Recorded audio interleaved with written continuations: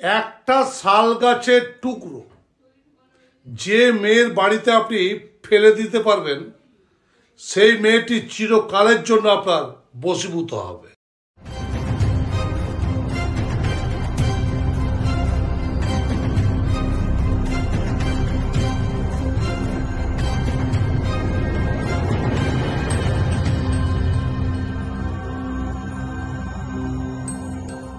আকর্ষণ কথাটির অর্থ হলো কারোর মনকে জোরপূর্বক তন্ত্রক্রিয়ার বল প্রদান করে আপনার কাছে টেনে নিয়ে আসা।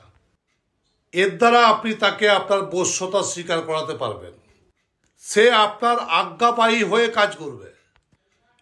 আকর্ষণের মন্ত্রের চেয়ে যে দ্রব্যগুণগুলো আমরা বলে থাকি, সেই দ্রব্যগুণগুলোই আসলে বেশি শক্তিশালী।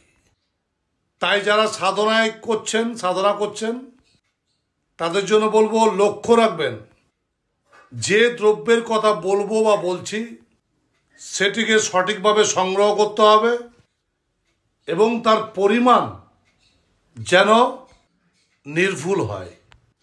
যদি দ্রব্যটি সঠিক না হয় বা পরিমাণ এগুপেচু হয়, তখনই কিন্তু কাজটি নিষ্ফল হয়।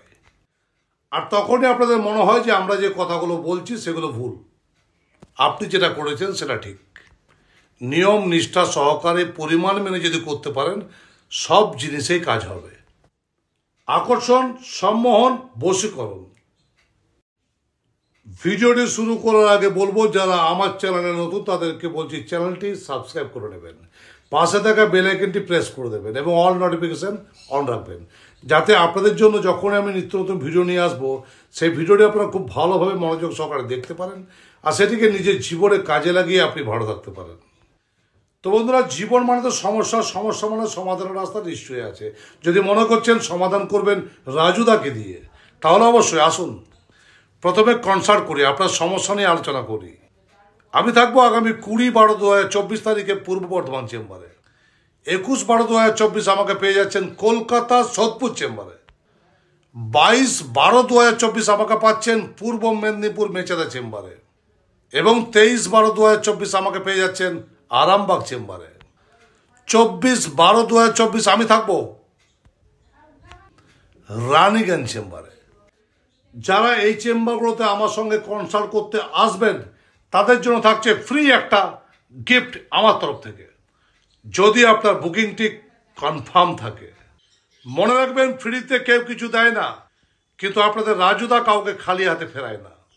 সামনেই অমাবস্যা, যদি সমস্যা আপনাকে ঘিরে ধরেছে, আপনি জলদি প্রথমে কনসাল্ট, তারপর কাজ।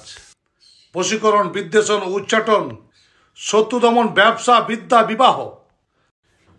তবে অবশ্যই ভিডিও শুরু করার আগে বলবো, আপনাদের সামনে হাত জোর করে, যে যার সঙ্গে আপনার কোনোদিন সম্পর্ক ছিল না বা মাইনরের উপর এই প্রয়োগ আপনি করবেন না। অযথা এই প্রয়োগ করলে তন্ত্রের খারাপ শক্তিটা আপনাকে অ্যাটাক করবে।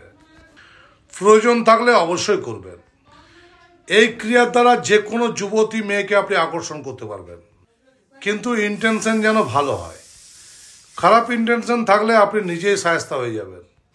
তন্ত্রের অ্যাকশন, রিয়াকশন, ফিকশন আপনার বাড়িকে শেষ করে দেবে। তাই যদি আপনি প্রয়োজনে কাজটি করেন, আমার অনুমতি অবশ্যই থাকবে। আর যদি ভাবেন অপ্রয়োজনে কাউকে বশীকরণ করে আপনি তাকে বশ্যতা স্বীকার করাবেন, তাহলে কিন্তু অনুমতি আমার থাকবে না।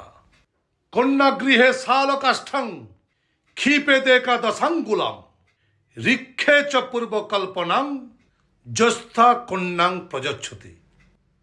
অর্থাৎ কন্যা গৃহে এই শালকাঠটি নিক্ষেপ অর্থাৎ ছুঁড়ে ফেলা মাত্রই সেই যুবতী আপনার প্রতি আকর্ষিত হবে।